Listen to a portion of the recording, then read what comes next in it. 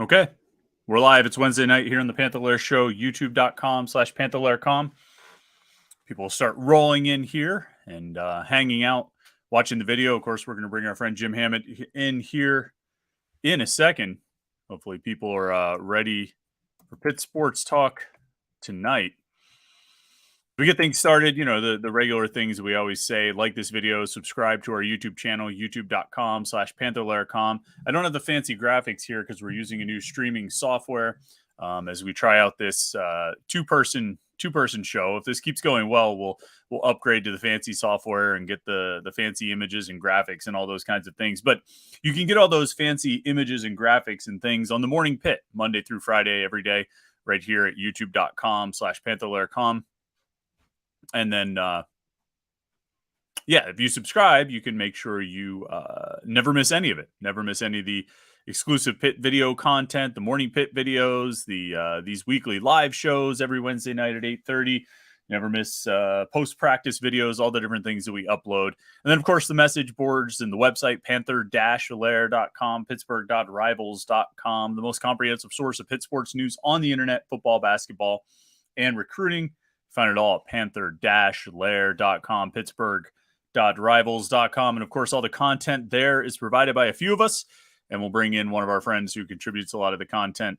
There he is, Jim Hammett. Jim, how are you this evening? I'm good. I guess the first show went well since you brought me back for the second. I had a lot of fun. I thought it went well. And I didn't feel like we really came to a good conclusion on a nickname for you. So I felt like we had to keep going. I just didn't think Johnstown Jim. I mean, Johnstown Jim is sort of a classic that's going to stick for a little bit.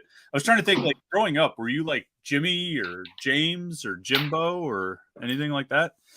So, like, my family calls me Jimmy, but like everyone else calls me Jim. But like, I'm still like, whenever like my aunts, uncles, like family get around, I'm still Jimmy for whatever reason. Okay. Yeah. All right. Anybody ever drop like the really authoritative James on you, like James?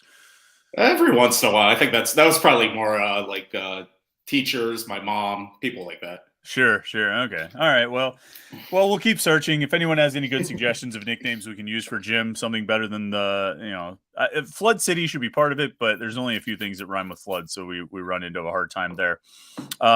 Jim, biggest news this week. I mean, I feel like every day of the week this week there's been big news. Tell me which was the biggest story here. Monday, Pitt fires the softball coach.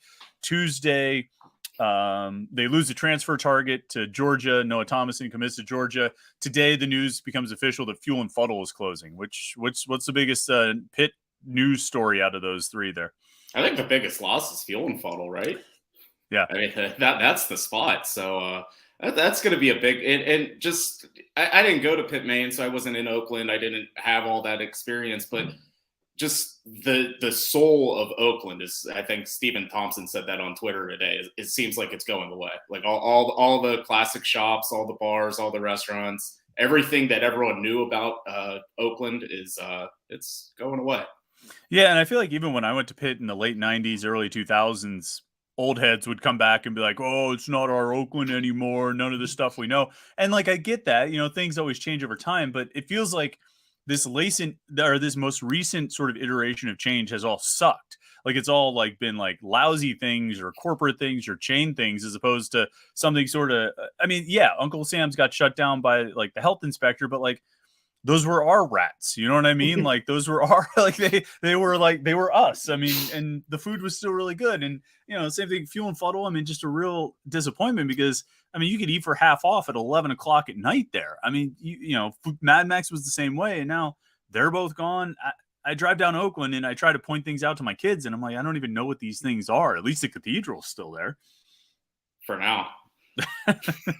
It hasn't taken over. Nothing's taken over it yet. I'm not sure what's driving all the redevelopment and changes and closings, but it's a major disappointment to miss. I'll tell you, it's funny because as of course there was a lot of reminiscing on Twitter today about the things in Oakland that have closed, and the two sort of Oakland institutions that I really didn't frequent very much, Peters and the O. I just never really spent a lot of time. I think I went to Peters once and I was like, this is not my scene. I'm out of here. And the O, went a couple times. Fine. Got like an obscene amount of French fries for a very low amount of dollars. I mean, I don't mean to be sacrilegious, and we might lose subscribers because of this, but like, it's whatever. I'm more in mourning over Mad Mex and Fuel and Fuddle than I am over Peters and the O. You know.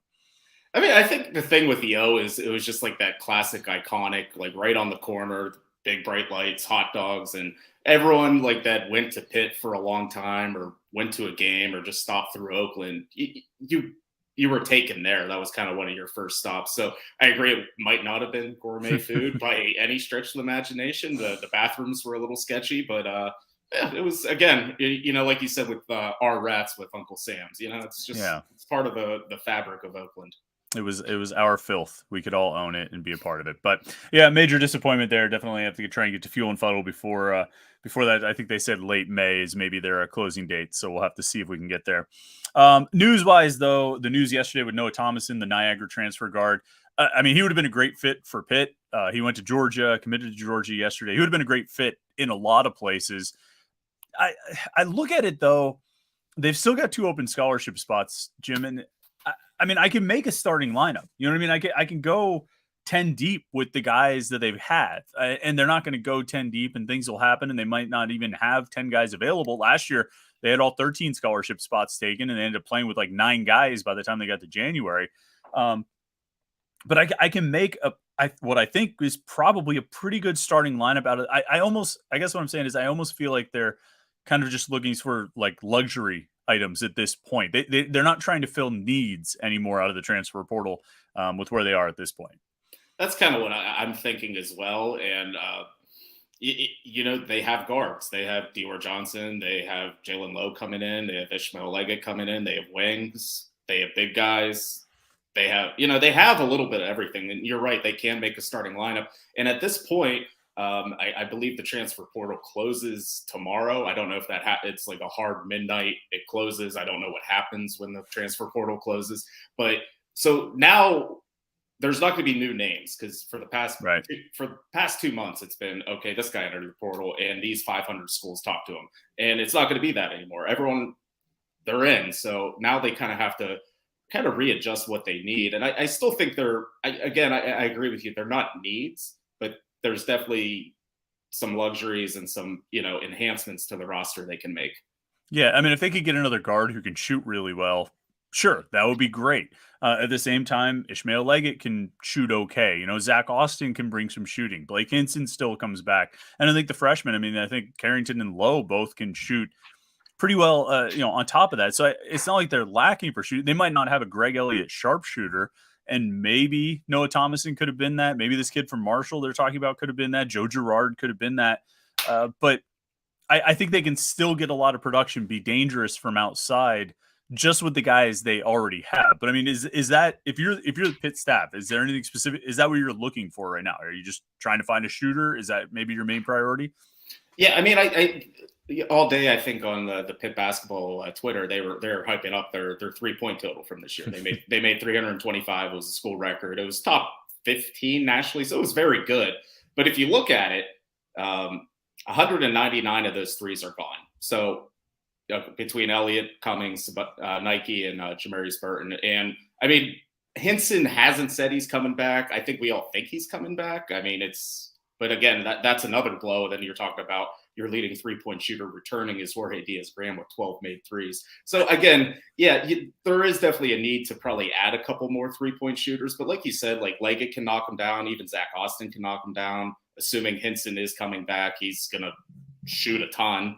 Yeah. But they do need the freshmen to be able to make threes, at least be threats. Because that's kind of what opened up this offense this year is, having Nelly Cummings being able to take threes, having Greg Elliott and Blake Hinson kind of sit in the corners and let Burton kind of kick it out to them. So what made them so good is that they had, not like a dead eye lockdown shooter all the time. I guess Elliott was the closest thing they had to that, but they just had multiple guys that can knock down threes. And I think if they're going to be successful moving forward, that needs to continue. It just can't be Blake Hinson. I think that was the Syracuse, the final home game of the year. He chucked up 17. That's not sustainable. I mean, they need multiple options. And I think that's not just Pitt, that's just college basketball today. Yeah, I think like the Blake Hinson thing, I've sort of just been operating on the assumption that he's going to come back just because it's such a nuclear option. If he doesn't, like if he doesn't come back, it changes the complexion of things, very much not for the better. But, I assume he's coming back. I think you'll also get increased production out of the Diaz-Graham twins. I mean, it's certainly Jorge and probably even Guillermo too. I mean, I think people have made the point that they're only going to get so much stronger. I mean, there probably is a ceiling to how much strength they can add. I think they can add some and they can be better, but just the experience of having played for a year, I think they'll be quite a bit further along than they were last year just because they've gone through a whole season. And so I think you could see them being a lot more comfortable in the court, a lot more comfortable knocking down shots. And I think you'll get 3-point production there. And like you said, 199 threes among those 4 guys who are gone. I think you could see a real spread of threes again this year. It might not end up being the same number, but I think you could see a real spread where, like you said, there's a lot of threats on the outside. And as long as those threats exist out there, it's going to be hard to try and double team in the post, which teams may or may not feel compelled to do anyway, but it's going to give you more opportunities down there. And I think they can be a team that can sort of attack inside or out. I think Zach Austin can kind of get to the rim. I think, a few of the guards can drive. I think Federico and the twins, I think, will be better inside. And then you'll have that shooting threat from outside. I think they'll be a different team, though. Like, what do you think will be the biggest difference about this team? Is it the 3-point shooting? I think they'll be a better rebounding team myself. But what do you think will be the biggest difference about this team this year? I think the one thing they're going to lack is Blake Hinson's going to be the only senior. And we talked so much last year about those 4 senior guards. And they weren't always connecting on the same game, but if Cummings was down, then Burton was having a good game, and then Nike would come off the bench and score 10 quick points. So it's interesting to see who's going to kind of, when things aren't going right, who is their go-to scorer? That's kind of where because we knew when things were tough and they didn't know what was going on, they could just go to Burton and he would kind of figure something out. I don't know who that guy's going to be because Hinson's not that guy. He's not good off the bounce. I mean, he's a 3-and-D kind of guy. I mean, that's what if he's going to ever play in the NBA, that's what he's going to be. He's never going to drive the lane and kick it out and do stuff like that. I mean, he's spotting up and looking for a shot. So I do question when the other team's going on a 10-0 run and they need a basket. I don't know who is going to go and get that basket with that team. But overall, I think the whole balance of the team is pretty good. They're probably going to be a little deeper because, at the end of the last season with the NCAA tournament with Federico hurt, they were really only playing 6 guys. And I don't think that'll be the case this year. I wonder if Ishmael Leggett will be that guy. I think he was kind of that guy for Rhode Island where he just took every shot because they needed him to take every shot. I don't think he's going to have that pressure on him sort of every possession, but I wonder if he could be the guy who can maybe settle things down, which is funny because if Noah Thomason would have come here, I would have said Leggett's probably the guy who goes to the bench. So now I'm talking about him being like the go-to clutch guy. I mean, I think Zach Austin might be able to drive a little bit. He's an athlete, but in terms of like making that clutch play, like you said, to sort of settle things down, Leggett might be their best option unless, Dior Johnson or one of the freshmen is ready to step into that role. And that's a lot to ask. To your point about leadership too, I really wonder, like you have to hope, and I'm sure the Pitt coaches have to hope that a whole lot of, was absorbed by Dior Johnson from what he observed, what he saw and learned from being around Nelly Cummings and Jamarius Burton and Nike Sabandi and these guys who've been around so long. I mean, like there's a lot riding on him being really good. I mean, he's effectively a freshman, but he's a freshman who's been on a college campus at least for a year. I mean, barring some late ad that I don't see happening as far as a point guard, I mean, he's a starting one. He's going to be the starting point guard here, and you're going to need him to be really good, and he should be, right? I mean, he's a really talented guy. Freshmen can play a lot in basketball. That's not uncommon, and it happens fairly often. But I don't know. There's a lot. That's probably like the biggest unknown with this team, right? If Dior is going to be ready to carry that kind of load.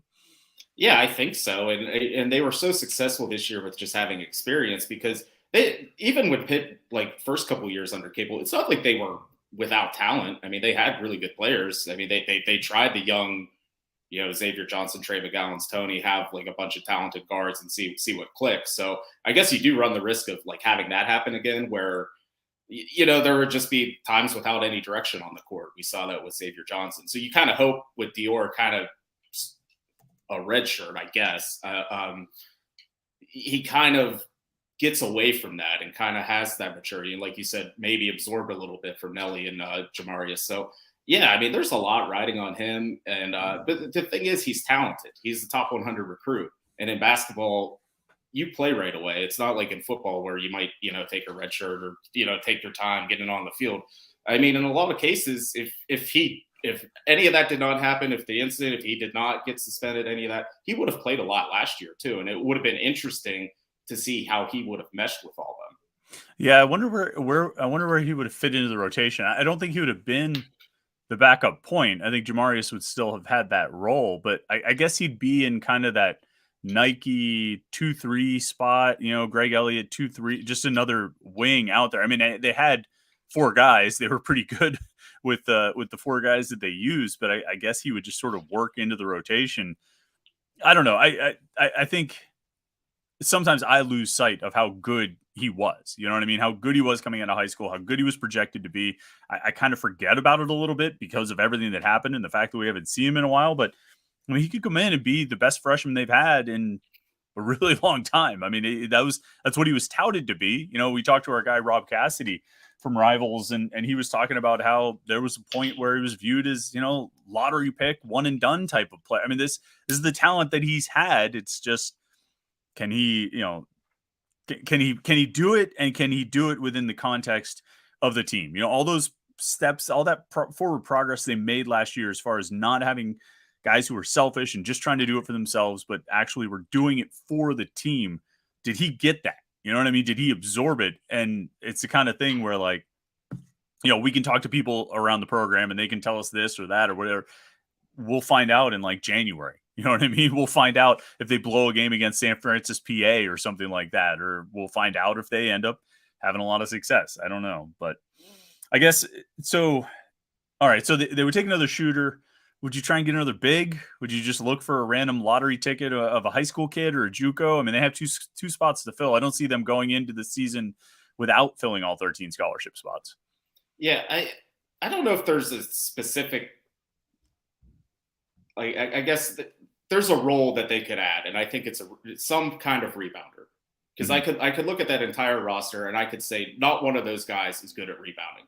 They have guys that can rebound well. They have guys that can gang rebound and help out, but nobody on that team has their number one skill as a rebounder, and it showed very, very much at the end of last year. That was a big problem, especially whenever they blew some games against Notre Dame and they looked terrible against Duke. They just couldn't get a rebound. So if they could find, it doesn't have to be a 7-foot center. It could be a 6'6" guy that's just really good at rebounding. I don't know what you're going to find at this point, but I think there's a spot for that, just an extra forward, an extra 4, 5, 6, 7 or taller, that it really is just 5 extra fouls and someone that can come in and grab rebounds and be tough. I don't know if that's available in the portal. I don't really know what's left. I mean, there's obviously hundreds of players left, but again, it's at this point, you're not going to find a starting power forward unless something crazy happens. Well, you don't have room for a starting power forward. Like, I don't know where you would put us. So if you found a guy who was willing to accept a backup role, would you be willing? And I think the pick coaches are considering this. Would you be willing to move Jorge to the backup 3 behind Zach Austin? I mean, we say 3 and 4. There's not a huge difference between kind of the 3 and 4. I think if Zach Austin and Blake Hinson are on the court together, they're going to be doing a lot of similar things anyway. So if you put Jorge and Blake on the court together, it's not crazy. Oh my God, he's playing the small forward or something, or playing, as a third guard. But would you use Jorge in that role as maybe Austin's backup if you were able to get another power forward to come in and be in a backup role to Hinson? You know what I mean? Yeah, I mean, and there's a possibility that person's already on the roster. I mean, William Jeffress was a top 100 recruit. I know he didn't look like it his first 2 years, but he should have been in high school at that point.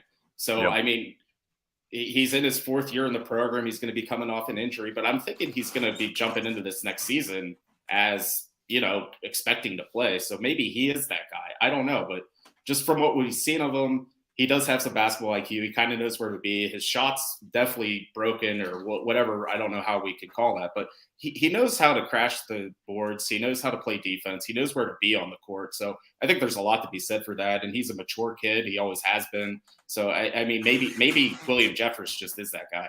I mean, you can make a legitimate case for this team having like 10 usable players as it's constituted right now before they add anyone else. And that's no disrespect to Marlon Barnes, but I mean, you could say, oh, Dior Johnson and Jalen Lowe, those are your ones. You know, Ishmael Leggett and Carlton Carrington, those are your twos. Zach Austin and William Jeffers are your threes, or Austin and Jorge, however you want to do it. Blake Hinson and Jorge, or Blake Hinson and Jeffers are your fours. And then Federico and Guillermo are your fives. And I would be comfortable with all 5 of those guys, you know, or all 10 of those guys in any number of combinations being on the court together. I think they actually do have that depth. And, you know, if you use sort of last year, used Nate Santos as the cutoff point, right? Where it was like everybody who was better than Nate Santos played and everybody who wasn't, including Nate, didn't. Like, I don't really put the cutoff point at anywhere among those 10 guys. You know what I mean? Like, I put it at, you know, Barnes and whoever else they bring in here. Now, maybe they bring in some guys to fill these last 2 spots that go into that top 10. But I mean, like I say, I would feel comfortable with all 10 of those guys out there. You know, I don't know where you would really cut it off. Yeah, I agree. And I think at this point they might have trouble, like you said, because they might have a starting 5. They might have a 6, 7, 8, 9 man 10 rotation. So they might have trouble selling someone on that. And, you know, we've been tracking these transfer portal entries since they started. And, you know, I think most of the guys they've reached out to have committed to Pitt or elsewhere. So it's kind of like a restart. So I think in the past couple of days, they've reached out to Andrew Taylor, a guard from Marshall. I mean, I think that's aiming high because he averaged 20 points. And I think just about every school is probably talking to him. But they also reached out to Davion Smith from Georgia Tech. Right. Averaged 7, 8 points, really good athlete. He's probably more attainable. That's kind of more what you're looking for, someone that's a piece. You're probably not going to find a starter like Andrew Taylor. He probably has his eyes set on, you know, like a Creighton, Kansas, like somewhere where he can step in and do his thing. And I don't know if that's what Pitt has to offer right now. And I mean, again, that's kind of what you run the risk a little bit when you recruit this way is you have Dior Johnson, Jalen Lowe, 2 4-star point guards. They're expecting to play. Yeah. That's what they came here to do. So they're not really looking like I know everyone really wanted that extra veteran point guard and it made sense to add one. But at the same time, you promise playing. You don't promise playing time, but there's an expectation or a certain limit or minute expectation there. And you kind of are running the risk if you start adding a little bit too much. And even if you didn't promise to Dior that he would do this or that, like I was talking to somebody one time and I was like, well, I wonder if they could try and do this or that. And, or maybe they could go get this transfer. And this person I was talking to was like, all these guys know who Dior is. So no matter what Pitt has told Dior or no matter what Pitt intends to do with Dior, and Pitt could be talking to some guard in the transfer portal and say, we're going to use you like this. They're going to look at the roster and say, wait, I know this guy. I know who this guy is. I've seen this guy play. Where are my minutes going to come from? Because I know you're not playing him only 8 minutes a game. I know he's good enough to be out there. So it's even like by reputation, I think probably Lowe and Carrington have some of that too of like, wait, where exactly are you going to play me when you've got these guys? We know who they are. So, all right, that's enough on that. You know, we'll see what happens. We'll see what else they're able to pull in. Like you mentioned, Taylor and Smith, they're both interesting.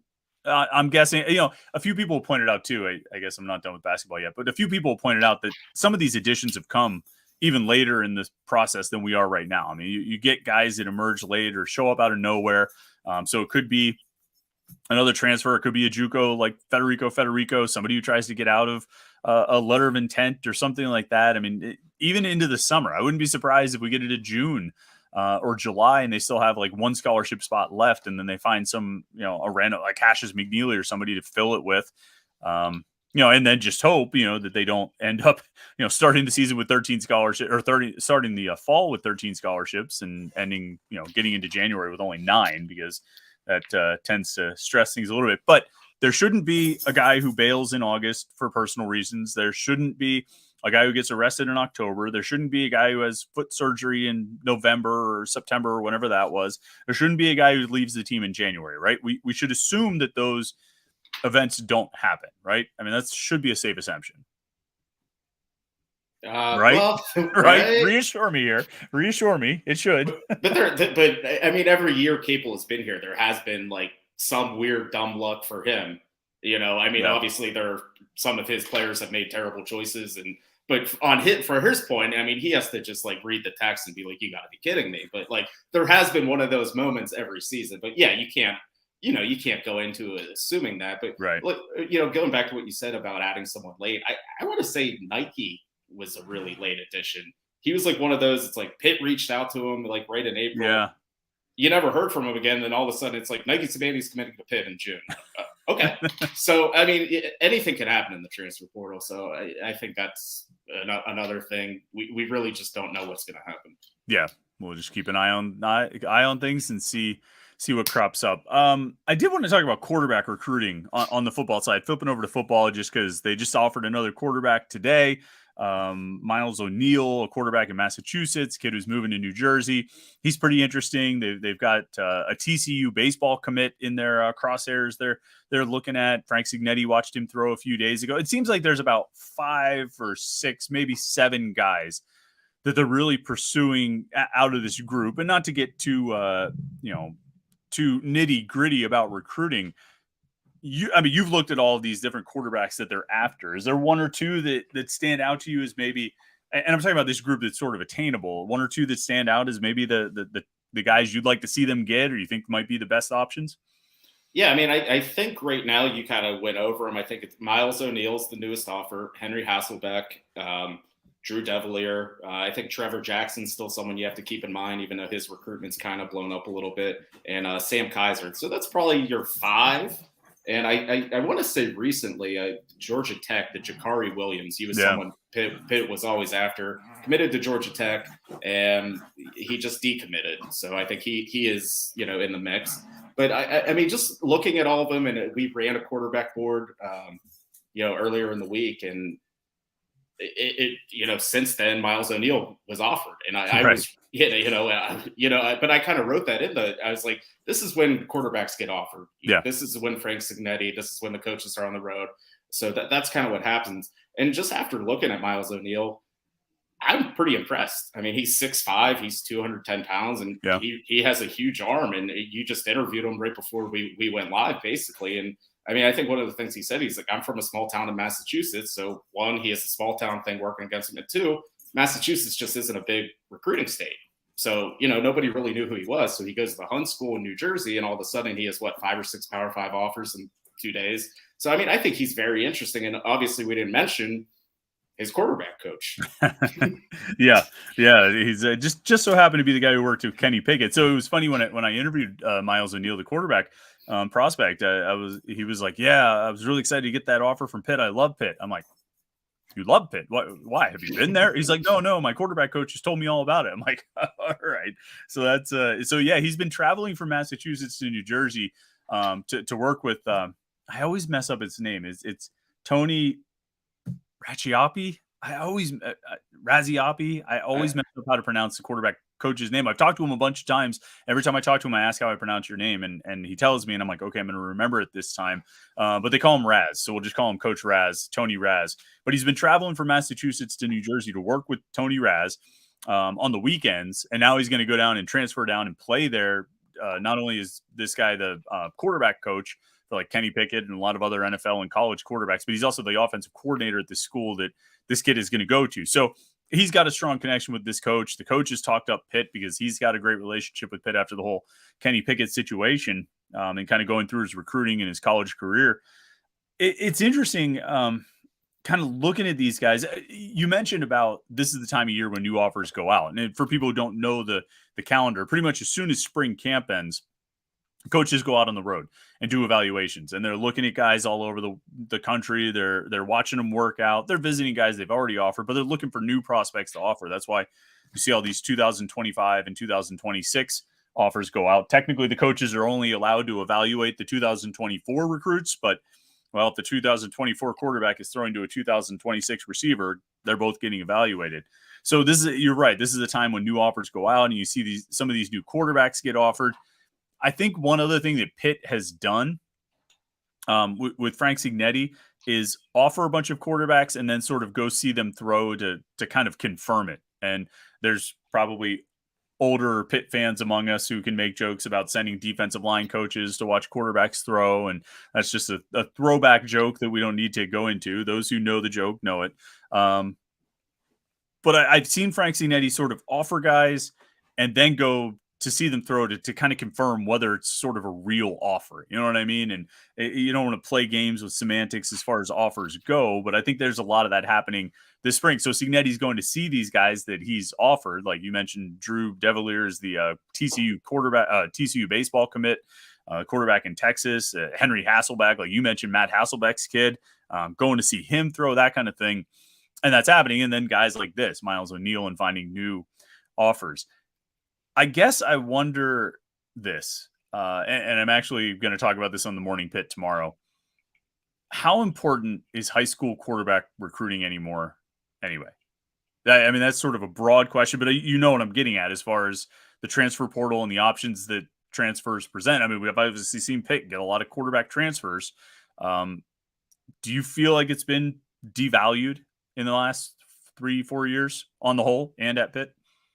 I mean, because we're so hyper focused on Pitt, I mean, we have seen it devalued here for sure. And I think part of it has been just changing coordinators and guys leaving, transfer portal, that kind of thing. But I still think there's value in bringing in a high school quarterback every year just to fill out the room, maybe find a lottery ticket, get lucky, that kind of thing. But I still think there's value in having a well-rounded quarterback room each and every year. You have your seniors, you have your backup, and you have some freshmen that kind of fill out the room in case you need them. So I know what you're saying. Like, I get it, because you could go and find a transfer quarterback, because even if Pitt did not get Phil Dracovic, Christian Veilleux probably would have been brought in here to start. I mean, that's kind of realistic. So they were able to find 2 starting caliber quarterbacks in a couple of weeks in the transfer portal. So that's kind of the way things are these days. And I think quarterback's always been that position, even before the whole transfer portal thing blew off the ground. If you're not playing as a quarterback, because only one quarterback can be on the field, so everyone's always looking for their next spot. So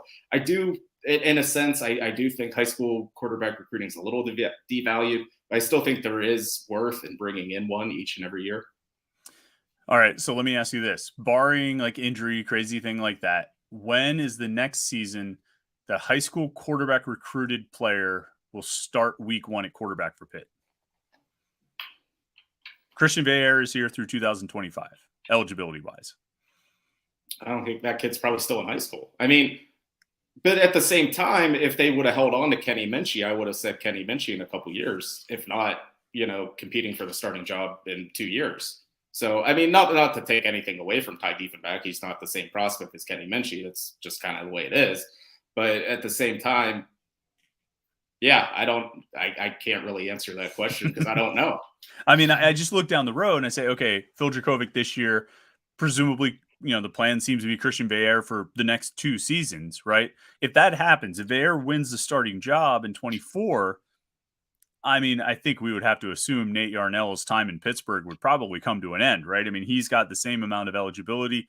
I could see why he would not be inclined. I think there are far fewer Nick Patties in this world, guys who are just willing to stick around forever and ever and ever. So you go into 2024 with Veilleux, a second-year Ty Diefenbach, and a first-year, high school recruit. It would not shock me in the least if they go out and find another transfer. You know what I mean? Go out and find a transfer who's a redshirt freshman, has a bunch of eligibility. Now you've put yourself like a year or 2 beyond the end of Veilleux's eligibility. So now you're back to another transfer, a guy who's going to battle with Ty Diefenbach in 2026, if Ty Diefenbach is still in the roster in 2026. And then in that case, if he decides to go, you're battling with the high school recruit. I think you can get into a cycle where it's just transfers. And maybe, it's been transfers 2 years in a row. But by the end of this thing, it's going to be transfers like 5 years in a row, right? 4 years in a row. So I think you could fall into that cycle where the high school kids are just like, I'm not going to stick around for this when you keep bringing in transfers. And I could see the coaches saying, well, we need to bring in transfers because we don't have any experienced depth or experienced backups. Yeah, I mean, but like on the other end of things, like how far can you keep kicking this down the line? Like just, okay, we'll just get the next transfer. We'll just get the next. Is that just the way it's going to be from now on? maybe it should be, because if you're not going to get like the Bryce Young prospect, right, who is probably ready to play right away, why not put the bulk of your efforts into finding that guy who's been in college for a year or two? He's gone through a year or two of strength and conditioning programs. He's gone through a year or two of understanding what it takes to go through the film sessions and what it's like to actually be in a college football season. And they've already gone through the transition to being in college, which, I mean, we all know that's not an easy trend. Everybody reacts to that differently, right? Why not go find that instead of trying to find the diamond in the rough for the guy who's overlooked or the sleeper who's hiding in some, coastal town in Massachusetts? And that's no disrespect to Miles O'Neill. I mean, I'm referencing him, but he's got like 5 Power 5 offers this week, so he's not a great example. But instead of trying to find that guy, when you're not going to get the 5-star guys, and you might not even get the top 4-star guys, you get further and further away from the sure thing. You probably have a little bit more reliability going out and getting Veer, who's been in a Power 5 school for 2 years. And there are going to be guys like him in the portal every single year. I don't think it's actually the way. I mean, like you talk about kicking the can down the road. If you're getting into transfer who's going to come in with 3 years of eligibility, I don't think you're really kicking the can, because you're kind of covering yourself. And he's already made a transfer, so he can't really go again. You can't go again without sitting out for a year. It's not, I don't think you pivot to transfers exclusively, but I mean, I would put a whole heck of a lot of attention on it. So effectively what they're doing is they're taking their redshirt year somewhere else. Yeah. And they're just showing up at Pitt. I mean, that's not a bad... It's not a bad idea. I mean, yeah, so you kind of have a ready-made college prospect with 3 or 4 years of eligibility. I mean, it's not a bad idea. I just... the whole transfer portal, like how it is right now in these past couple of years, it's still all new. So I don't know if it's sustainable, but it might be. It could be. I think at that position in particular, because that's a position where only one guy plays. It's not even like running back where you're rotating or anything like that. And these guys, if they're in their second year like Veer, and they look at it and they're like, I'm not going to play. Like, I don't have a path to being a starter. They're going to go in the portal. And I think you'll see, I mean, you do see a lot of quarterbacks every year going into the portal with a year or two of experience under their belt. I mean, you could do worse than finding guys like that. Now, to some extent, you could say you're picking up the scrap heap. You're taking guys who are not proven in college, but they've at least got a little experience. I don't know. It's not, like we said, it's you don't want to completely pivot to that. I think you do want to keep trying to find high school guys.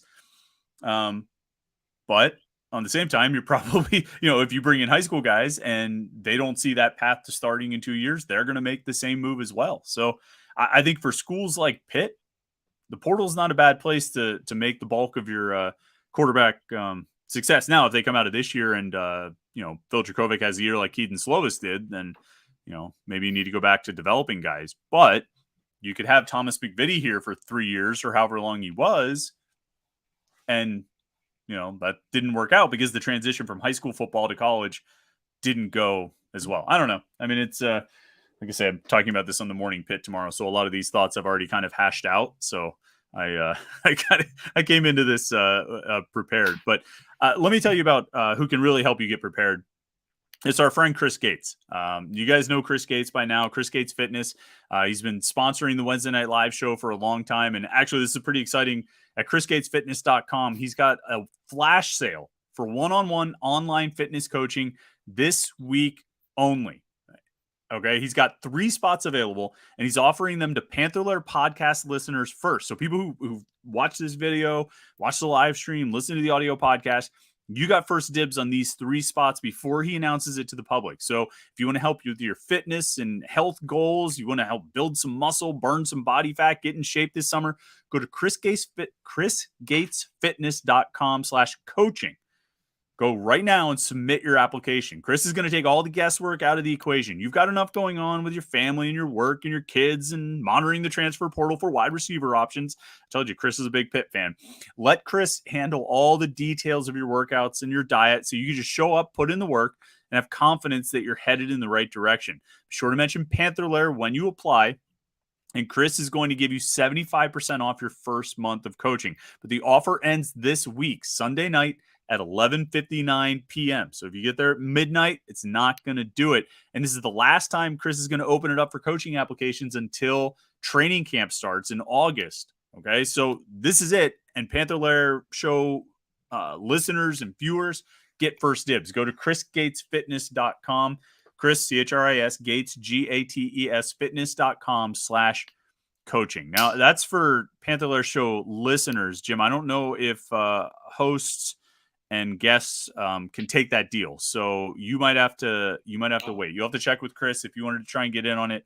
Get ready for the summertime at the beach. Chris can get you ready, but I don't know if he'll give you one of these spots. You'll have to ask him if that's open for you. I'll talk to him. All right. We got some questions and comments that came in here before we move on to some other topics I wanted to talk about.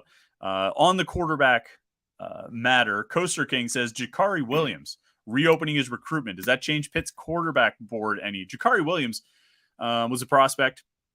He's in the 2024 recruiting class quarterback. I thought Pitt had a really good shot with him. I thought they were in good shape early on. He appeared to be one of the top targets. He committed to Georgia Tech, decommitted today. I think Pitt will kick the tires on him. We'll see where it goes. He's not quite built like some of the other guys that they're after. I mean, when you look at the size on like Drew Devilier or Miles O'Neill, I mean, I think they've got some different types of quarterbacks that Cignetti's after. But what do you remember thinking of Jakari Williams, Jim, when we were talking about him back in the fall when he was looking at Pitt? I mean, I think I remember him. One of us interviewed him. I think he had a lot of really good, positive things to say about Pitt. So I'm with you. I think they'll at least give him a call and see what's going on. But the abrupt decommitment right now, it's either you have to wonder if there's like a certain school he already has in mind or has an official visit planned, that kind of thing.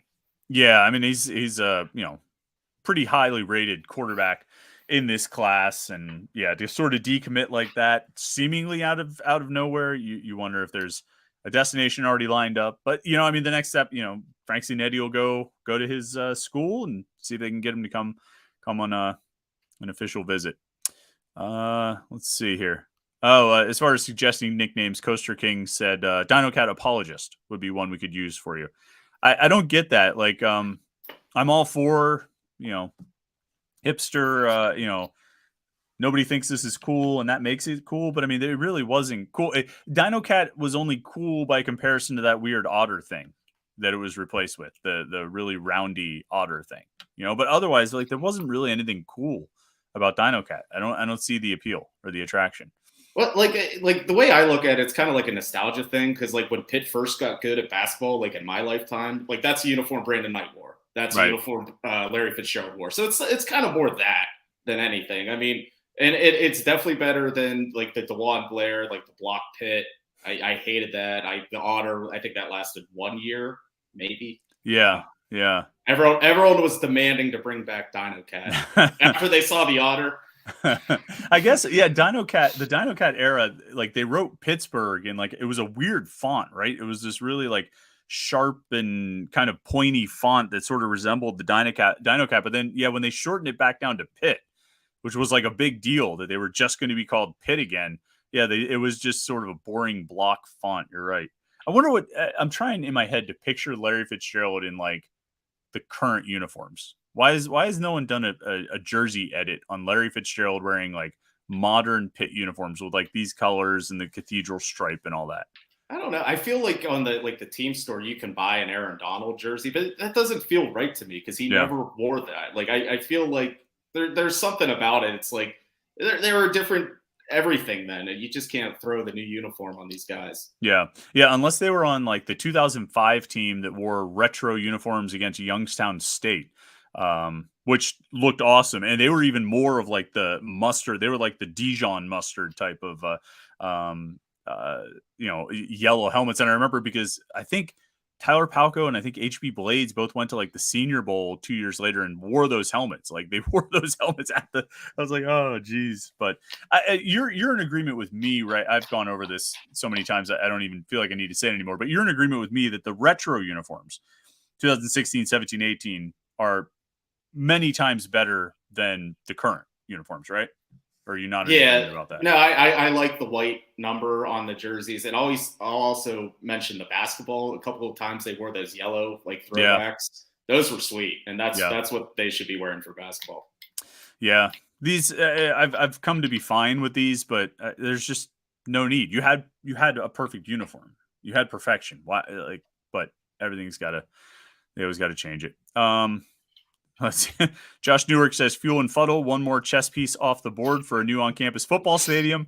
I of all the places people have tried to squeeze a new football stadium, you've picked perhaps the least likely and least possible location for it. So kudos to you, Josh. I don't know how that's ever going to happen. Voodoo IPA says it's time to demo the cathedral in Heinz Chapel, build a domed stadium, rebuild the cathedral on top of the stadium, and have Fuel and Fuddle as the anchor restaurant. There are architects among us, and Voodoo IPA is not one of them. Let's see. Coaster King says, do you guys think they'll pursue Tyler Johnson now? Tyler Johnson, 2023 basketball recruit, right? They were in on him, and then he committed to Memphis, I think it was. He decommitted. I don't think so. I mean, I don't think they need another freshman point guard. You know what I mean? I think they're fine there. They have Dior Johnson, who's effectively a freshman, and they've got Jalen Lowe, who is a freshman. I don't really see what another freshman point guard does. It just takes up a scholarship spot until he transfers in a year. Yeah, I mean, I agree with you, and we kind of got into that discussion where there's only so many minutes to go around, and like you said, these 4-star point guards are expecting to play 4-star point guard minutes, and if you have 3 of them, math doesn't work. Yeah, I don't see Pitt really needing that, and I don't see Tyler Johnson being interested in that. Let's see. TJ DiStefano says, so many TV announcers still call them Pittsburgh. Drives me nuts. I would have to go back and watch TV broadcasts from like 1992 and see if people said Pittsburgh when referring to. I mean, I bet. I don't know. I mean, it's still the University of Pittsburgh, right? I mean, it's not like the university name changed. So I don't know. I notice that when announcers say it. I notice that when recruits say it. They're like, yeah, I'm interested in, the coaches, the Pittsburgh coaches, they said this or that. But I don't know. It doesn't really bother me. I think there are a lot more things to be annoyed about with announcers than whether they say Pitt or Pittsburgh. I'm trying to think of like other schools. Like there are other schools that are just known by their, like Pitt, Penn State, Ole Miss. Like do people call Ole Miss Mississippi sometimes? That's a good question. I don't know. Maybe. I think we list them as Mississippi in the Rivals database. Like if you look at the kid's offer sheet, it says Mississippi. It doesn't say Ole Miss. I feel like Miami of Ohio a few years ago tried to make a big stink that everyone should just call them Miami, and everyone pretty much ignored it. I paid attention to it, and the only thing, I didn't stop calling them Miami. I didn't stop calling them Miami of Ohio. What I started doing was writing Miami of Florida more often, just to piss off the Miami guys, like the people who cover like the Hurricanes, because they all think they're, they all still think it's like 1988 or something, or 2001. When that was a very, very long time ago. So I like to somehow like put it on the level of like, sorry guys, we got to specify Miami of Florida because there's this other Miami, and like, we don't want to get confused. We don't know which Miami we're talking about here. But yeah, I don't know who else. I feel like UMass might have tried to like do something, maybe get themselves just referred to as Massachusetts. I mean, that didn't really resonate. I think the only thing that changed there is Pat Narduzzi put the emphasis on the Mass syllable. Did you ever notice that last year?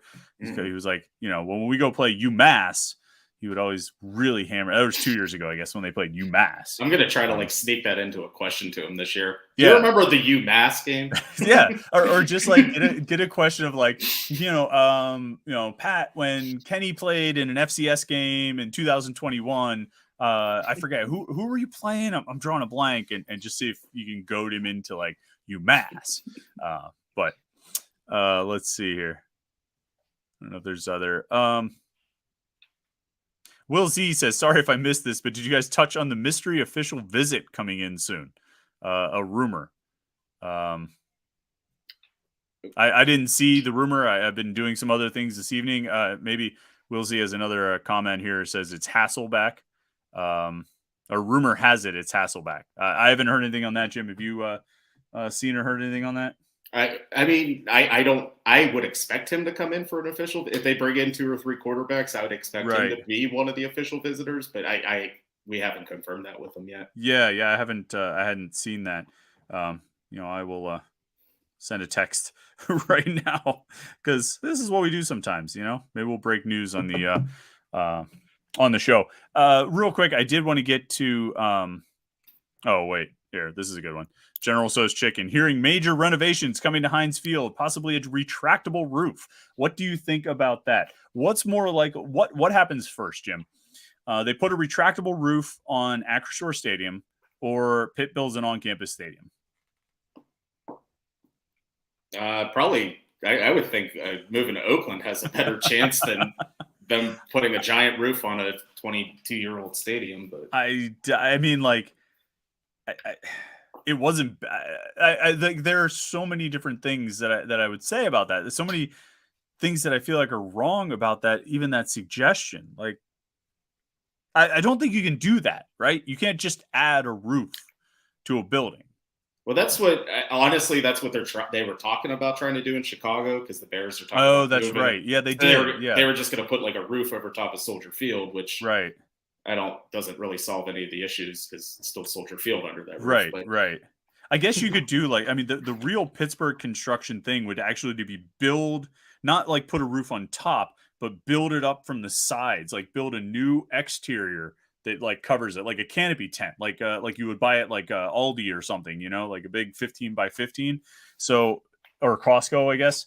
That would be, and it would cost more than a brand new stadium would cost. It would cost like $500 million to build like walls and a canopy. So, yeah, I'm going to say that's not. I don't know. I mean, we're going to get to a point where the Steelers are going to do something. Yes. I don't know what it is though. I mean, they're in a good location, like geographically, they're in a good location, right? I mean, I can't see them wanting to move away from that spot. I can't see them wanting to move away from the north side, but renovation, I guess, is probably what has to happen. Upgrade. I don't know. Maybe it's hard for me to judge because of where we are. Like our experience at the stadium is fine. It's fine. I don't know what needs to be updated there. Is it falling apart? Are there areas that are falling into disrepair? It's been like so long, like actually just going to a game, like, because we're always in the press box. So I don't know. Yeah. I mean, like, because I was down at the Peach Bowl and you were in the press box. I just went to the game, and like that stadium was awesome. Like there was a concession stand every 2 feet. There was bathrooms everywhere. There was like options. It was awesome. So eventually every NFL team is going to want to have something like that. I don't know what Heinz or Acrisure lacks in that department, but right.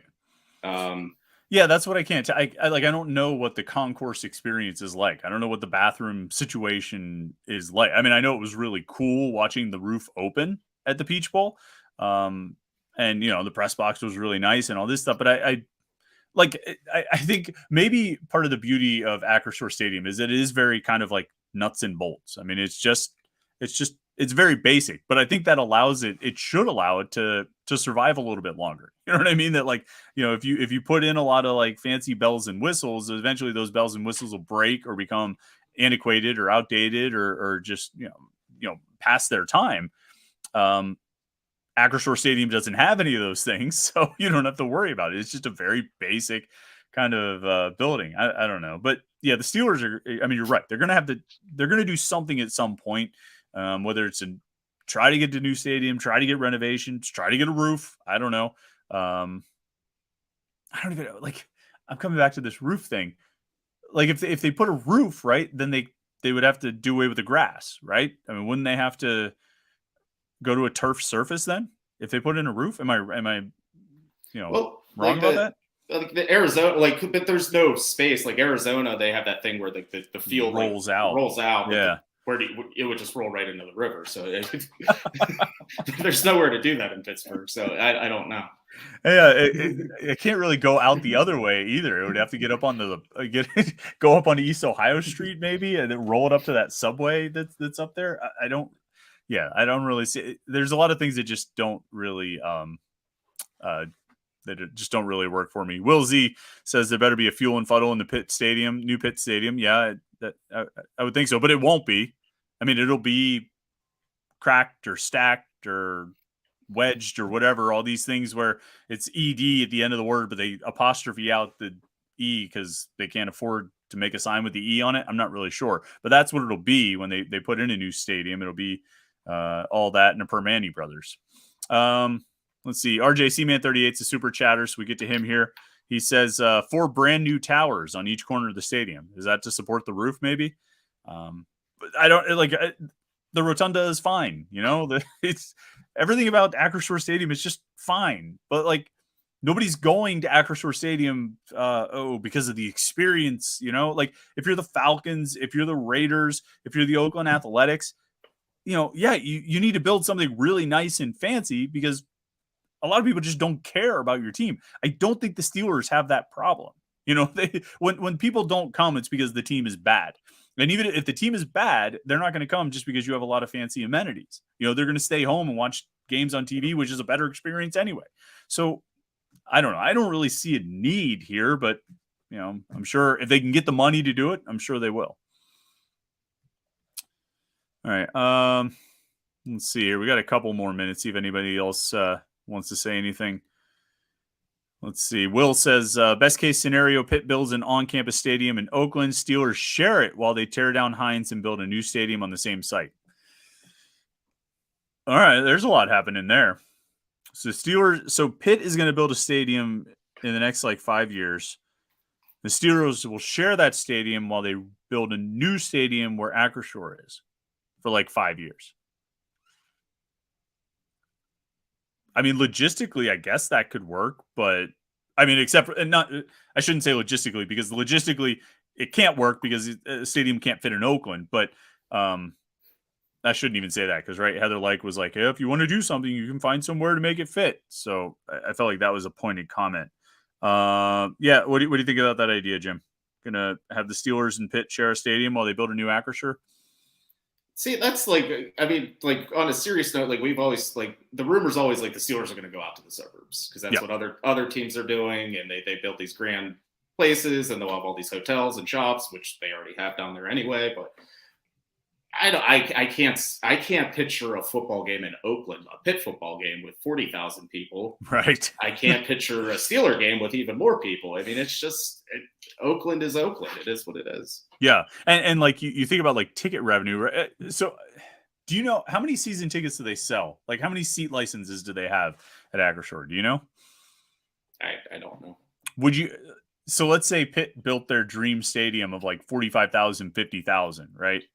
Steelers draw 68 for their games. So Steelers are just going to give up 23,000 tickets, tickets sold. The revenue from 23,000 tickets for every game to play in Oakland for 3 years while a stadium is built. I have a hard time seeing that work out, Will. I don't know. I don't think that one's going to come to pass.